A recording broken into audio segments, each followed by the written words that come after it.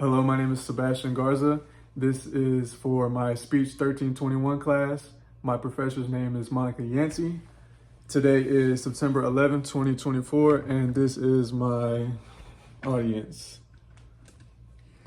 Count. 1, 2, 3, 4, 5, 6. All right. Let's face it. Here we go. So, hello everyone. This is for my informative speech class. Oh, kind of speak this way. There we go. So, hello everyone. This is for my informative speech class. I'm going to be going over the importance of emotional intelligence in the workplace and how it greatly affects your personal experience and the practical experience on how it helps you at work. So to start off with, just some key points. I'm going to be going over the definition and components of emotional intelligence, and I'm also going to be going over the importance and the impact of emotional intelligence and how it affects everyone in the workplace. So let's start by understanding what emotional intelligence is and what it means. Emotional intelligence refers to the ability to recognize, understand, and manage one's own emotions as well as the emotions of others.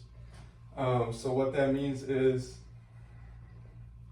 when stuff is going on at work or basically anywhere in life, can you understand what is going on around you, understand what people you are dealing with, possibly understand that they might not be having the best day, or they could be having a really good day, and that is affecting how they are responding to you or responding to what is happening. So that's one big importance of emotional intelligence, understanding people and where they are coming from.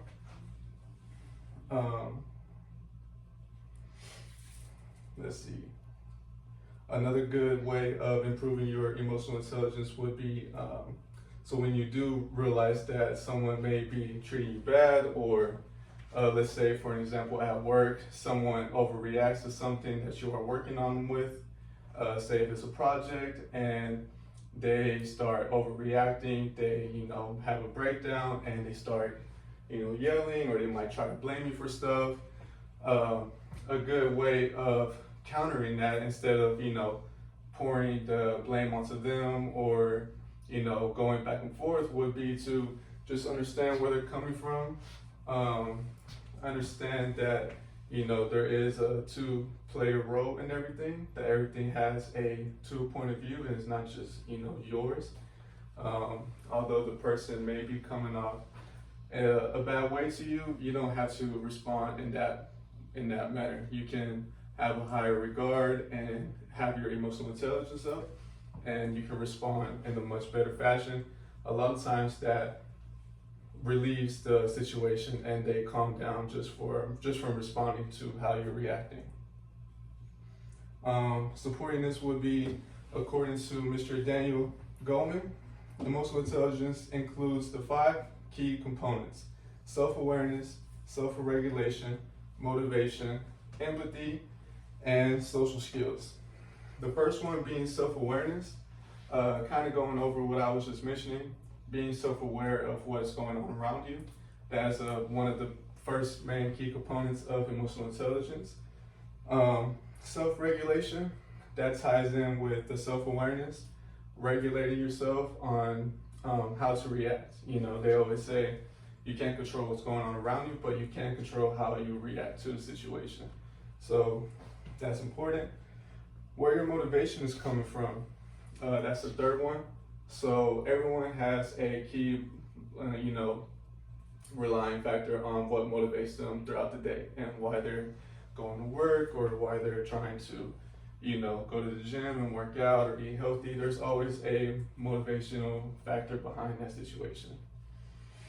And then empathy. So having empathy is a real big key factor with emotional intelligence, because having that empathy is what will allow you to kind of have patience with people and instead of just firing back at them, you'll have the empathy and have that understanding that, let's not continue this escalation. Let's de-escalate, let's empathize, let's understand where they're coming from, and then let's move forward from there.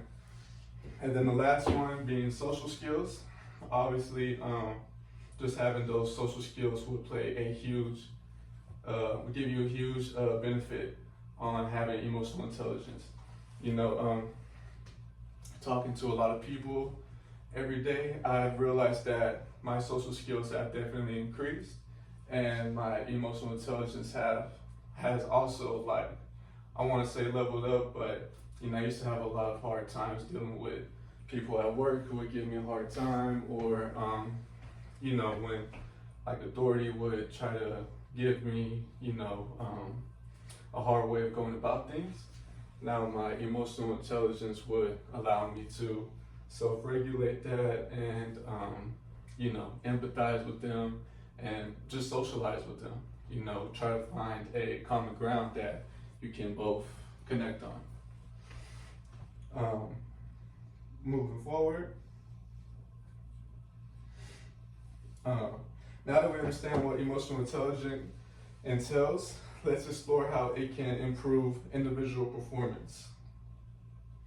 So I would say employees with high emotional intelligence have the highest performance at work. Managing stress and staying focused under pressure, that leads to improved productivity and job satisfaction. So when you're able to remain calm and stay focused during stressful situations at work, whether that's in the service industry or you're working an office job, labor, or whatever the case is,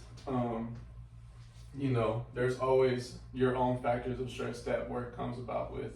So being able to manage that stress, finding your own ways of coping with things, that definitely helps you remain focused while you're at work and remain focused on what you need to do to get done, which allows you to look good at work, possibly promote, move around, whatever the case is. Supporting this would be a study from Talent Smart. They found that individuals with high emotional intelligence outperform their peers in almost every aspect of their jobs, including teamwork and leadership. So that just kind of shows that people with those social skills, people who can empathize, people who have patience, they are the ones who can move up in companies or promote. And if they not be able to put out the best productivity or best numbers, but if they can just be good team leaders, have the good social skills, know when to get things done on time, and if it's good work, that's the good way of promoting and moving up in your business. Let's see. Moving beyond the individual benefits, let's examine how emotional intelligence affects team dynamics and overall organizational success. Teams led by individuals with high emotional intelligence often experience greater cohesion and collaboration.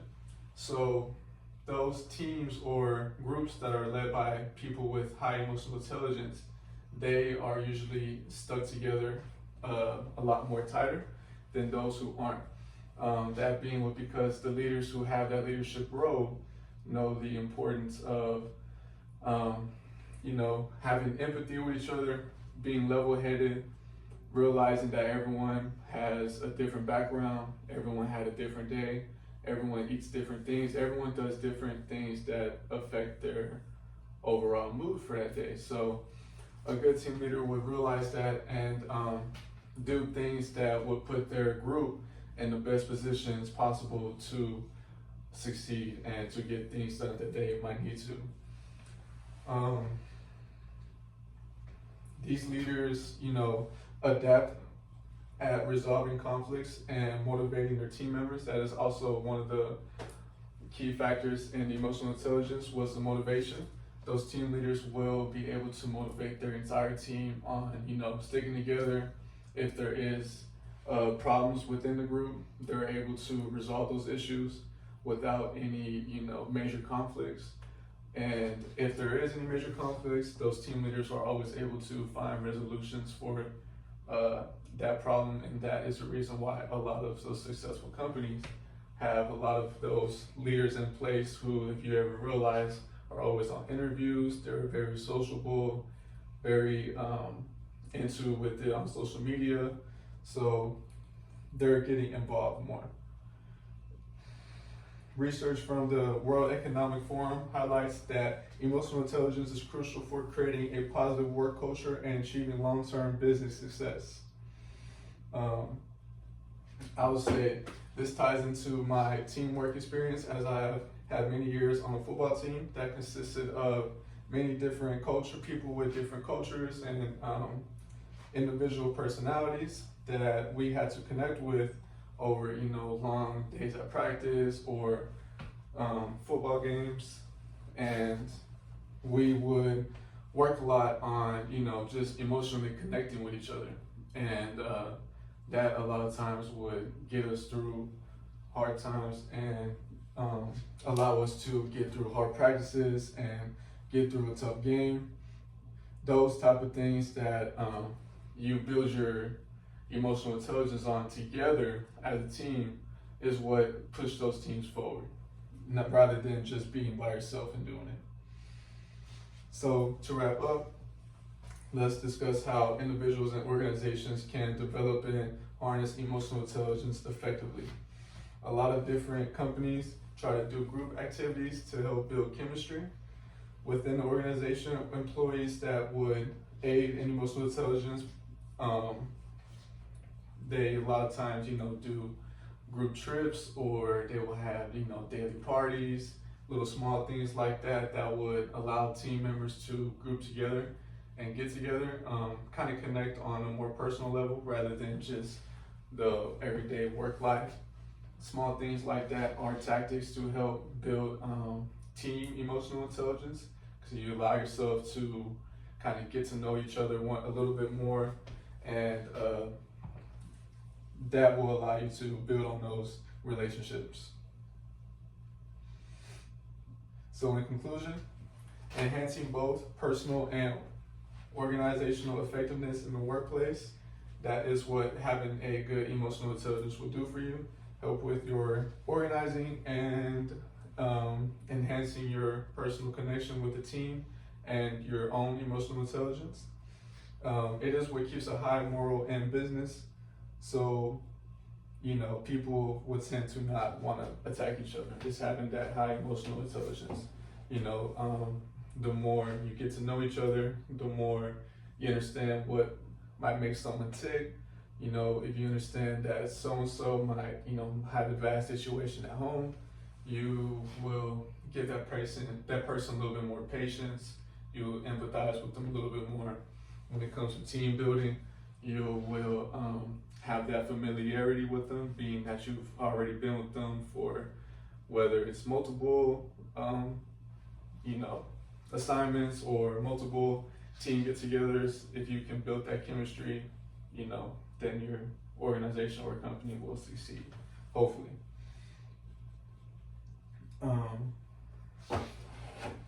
Let's see. So, in conclusion, I believe that having a high emotional intelligence will not only propel your personal success and personal goals, but it will also affect you and your team life and family life as well. Having those, like I was saying, the empathy, the patience, the self-regulating, the self-awareness, the motivation, knowing where all those things come from for not just yourself, but for everyone around you, will allow you to help build on what your goals are for either your family, your team, yourself, or your company. So thank you all for listening, and that is it. Thank you.